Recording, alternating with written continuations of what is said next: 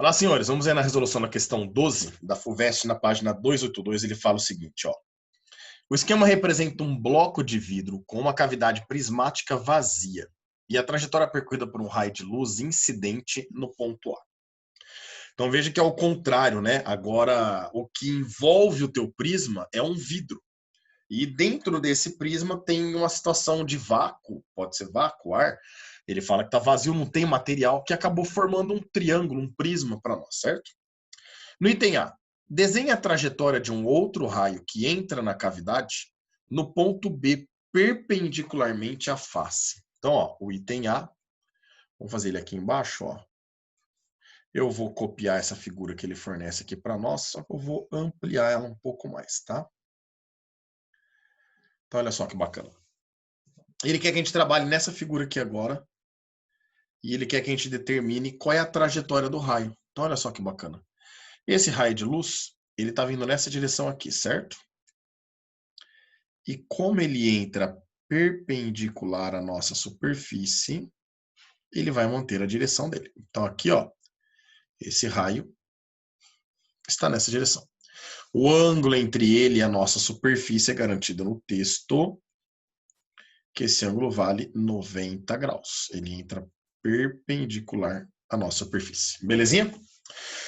Bom, a partir daqui nesse ponto, no primeiro ele não sofre desvio, mas no segundo ponto ele não está entrando perpendicular a esse ponto, então nós vamos ter que desenhar a nossa normal. Lembra da normal?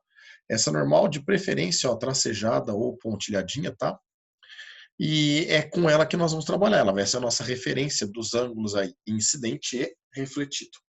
Obviamente que esse raio ele está passando do meio menos refringente, que é o vazio, para o meio mais refringente, que é o vidro, certo? Agora está ao contrário. É um vidro com uma cavidade vazia no seu interior. Então, esse raio de luz, que tem esta direção aqui, senhores, ele tem essa direção. Ele manteria essa direção caso não tivesse mudança de meio, certo? Como ele passa do meio menos para o meio mais, ele tem que ficar mais próximo da normal. Então, esse raio de luz, ó, vai sofrer uma refração, ficando próximo da normal. Tranquilo? Nós vamos ter que calcular, determinar esse ângulo aí daqui a pouquinho. Bom, uma coisa que a gente não pode esquecer é que, por menor que seja, mas ela existe, para toda refração, sempre haverá uma reflexão. Então, olha aqui. Uma parte desse raio está refletindo, eu não posso esquecer. A maior parte refratou, tudo bem, mas uma parte, sempre, sempre, sempre que você tem refração, você também tem reflexão, certo? Bom, então vamos lá. Nós sabemos que esse ângulo aqui, ó, ele vale 60 graus, porque o nosso prisma, os outros dois ângulos valem 60, né? Como a soma dos ângulos é 180, eu sei que esse ângulo vale 60 graus. Esse ângulo vale 90, este ângulo aqui, portanto, vale 30. O ângulo incidente, vamos colocar em verde, ó, o ângulo incidente, que é entre o raio incidente e a normal, é o complementar de 30, ou seja, vale 60 graus. Isso significa que o ângulo de reflexão aqui, ó, é sempre igual ao incidente. Ele também vale 60 graus, certo? E aí, meninos, lembra do princípio da reversibilidade? Que o caminho de ida para um raio é sempre o mesmo para a volta? Então, olha lá.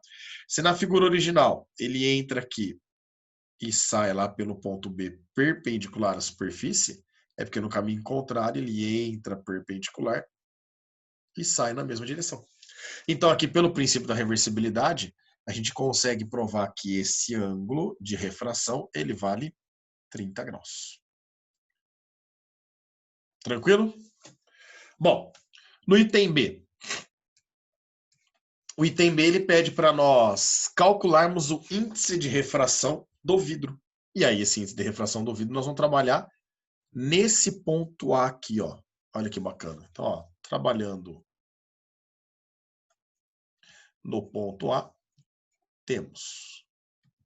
Aplicando Snell, ó, seno de I vezes NI é igual ao seno de R vezes NR. Essa equaçãozinha que todo mundo conhece, certo? O seno do incidente, ó, vamos lembrar aqui, vamos ver aqui agora, ó, ele deu que o ângulo entre o raio incidente e a normal vale 60 graus, certo? Isso significa que o ângulo complementar a ele, que é o incidente, vai ser 30. Vamos aumentar essa figura aqui para nós, para a gente poder visualizar melhor. Olha só. Então aqui, o ângulo incidente é esse daqui, certo? Que é complementar ao 60. Então, nós sabemos que esse ângulo vale 30 graus. Obviamente que o raio refletido também tem um ângulo aqui de 30 graus. Aqui dentro, o raio de luz fez esse percurso, ó. Ele veio nessa direção, sofreu uma refração e saiu perpendicular à superfície, certo? Foi isso que ele fez. Aí, olha só. Nós sabemos que esse ângulo vale 90, que o ângulo do topo vale 60, e que a soma dos ângulos internos de um triângulo tem que dar 180, então esse ângulo é 30. Se ele é 30, é porque o ângulo de refração aqui, que é complementar ao 30, vale 60 graus. Então vamos lá. Agora é colocar na equação. Vai ficar o seno do incidente, que vale 30 graus, vezes o n do incidente, que é o n do prisma, que é o que ele quer que a gente calcule. Lembrando que o lado de fora é o vidro, né? É igual ao seno de r, que nesse caso vale 60 graus, vezes o n do vazio, que é o ar ou vácuo, a gente considera como sendo 1. O seno de 30 vale meio, o n do prisma é o que eu quero. O seno de 60 vale raiz de 3 sobre 2 e o NR vale 1. Esse 2 corta com esse 2, a gente descobre então que o n do prisma ele vale raiz de 3. Fechou, senhores? Um grande abraço a todos. Só lembrando, ó, o mais importante é vocês não esquecerem na hora do desenho do raio de reflexão, certo? Lembrando que na primeira face aqui, ó, ele também tem a reflexão, hein? Ele entra perpendicular, uma parte refrata e uma menor parcela acaba refletindo. Então, em todos os pontos que houver refração, lembre-se, se ele pedir desenho, desenha a reflexão. Perceba que a própria FUVEST, quando deu a figura para vocês, ó, ela indica reflexão para nós na primeira refração. Beleza, meninos? Grande abraço a todos.